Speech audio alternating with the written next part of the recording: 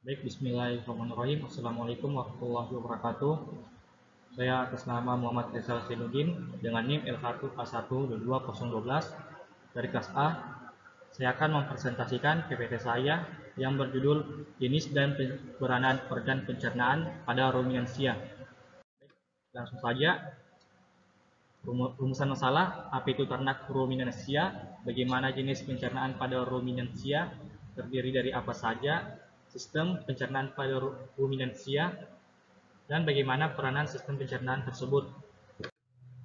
Ternak ruminansia. Ternak ruminansia adalah ternak yang mampu melakukan ruminansi atau mengunyah digesta. Saluran pencernaan yang terdapat pada lambung terbagi menjadi 4 kompartimen, yaitu rumen, retikulum, omasum, dan abomasum. Ternak yang mempunyai kompartimen tersebut dinamakan ruminans.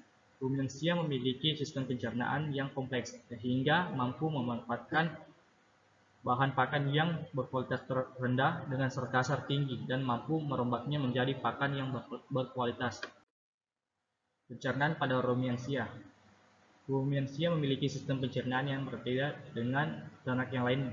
Sistem pencernaan ruminansia memiliki beberapa tahapan dalam mencerna makan, di mana ternak ini memiliki lambung ganda terdiri dari rumen, retikulum, omasum, dan abomasum, yang di dalamnya terjadi pencernaan secara enzimatik dan fermentatif mikrobial, sehingga sering juga disebut hewan poligastrik atau lambung ganda. Contoh hewan ternak ruminansia itu sapi, kambing, kerbau, dan domba. Bagian-bagian pencernaannya itu mulut, esofagus, kerongkongan, lambung itu ada rumen, retikulum, omasum, dan abomasum, usus halus, usus besar, dan anus. Mulut. Pencernaan secara mekanis dilakukan di dalam mulut. HPT yang telah direnggut dikunyah di dalam mulut kemudian ditelan. Setelah istirahat dikeluarkan kembali dan dikunyah lebih halus. Hal ini disebut memabiat. Pengunyahan di dalam mulut bercampur dengan saliva air liur untuk membantu proses pengunyahan dan menelan makanan. Saliva memiliki pH sekitar 8,2 dan dengan kandungan sodium bikarbonat yang tinggi. Saliva berfungsi sebagai buffer yang membantu menetralkan pengaruh asam dari pakan yang dikonsumsi ternak setelah masuk ke dalam rumen. Selanjutnya esofagus atau kerongkongan.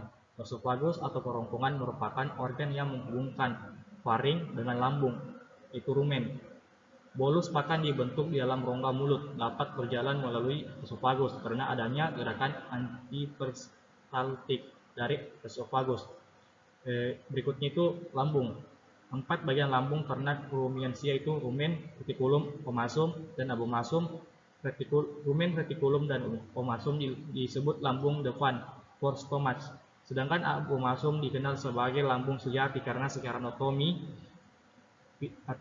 dan fisiologi sama dengan lambung ternak non-ruminansia. Selanjutnya itu rumen. Rumen disebut juga perut besar karena merupakan bagian lambung terbesar dalam sistem pencernaan ternak ruminansia. Permukaan rumen dilapisi oleh papila. Rumen berfungsi sebagai tempat fermentasi oleh mikrobia, tempat absorpsi PFA, dan tempat pencampuran pakan. Rumen sapi memiliki berbagai jenis bakteri yang berbeda dengan jumlah yang sangat banyak dan beberapa tipe protozoa yang membantu membuatkan serat dari bahan pakan dan sumber nitrogen dan protein.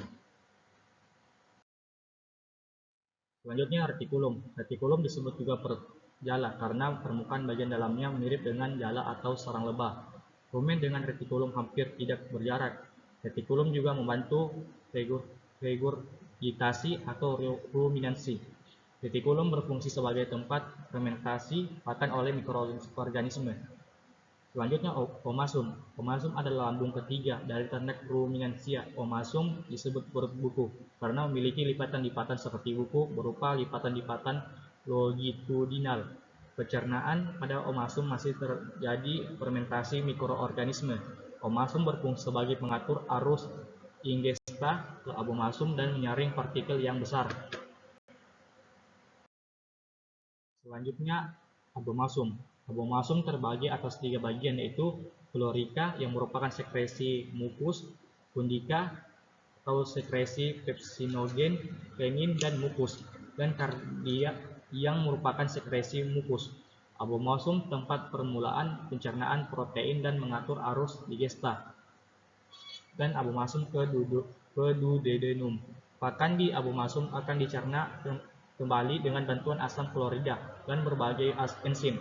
Asam klorida membantu mengaktifkan enzim pepsinogen melakukan pencernaan. Selanjutnya itu usus halus. Usus halus terdiri dari duodenum, jejunum, dan ileum.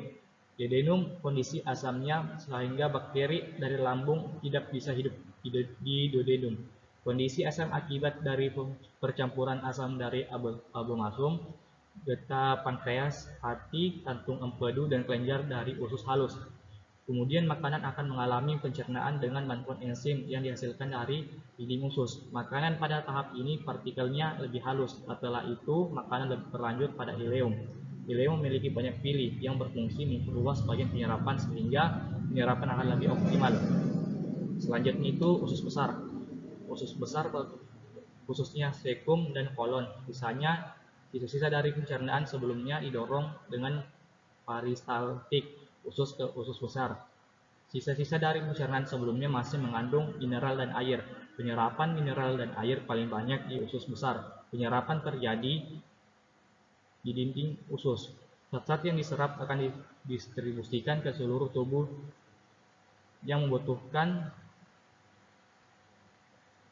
sedangkan sisa atau ampas dari penyerapan akan dikeluarkan melalui rektum. Terakhir, anus.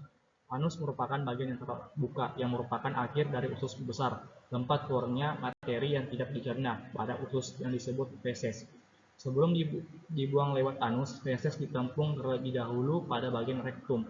Apabila feses sudah siap dibuang, maka otot sphincter rektum mengatur pembukaan dan penutupan anus. Otot sphincter yang menyusun rektum ada dua, itu otot polos dan otot lurik. Baik, itulah hasil presentasi saya. Lebih dan kurangnya mohon dimaafkan. Billahi taufiq wal hidayah. Wassalamualaikum warahmatullahi wabarakatuh.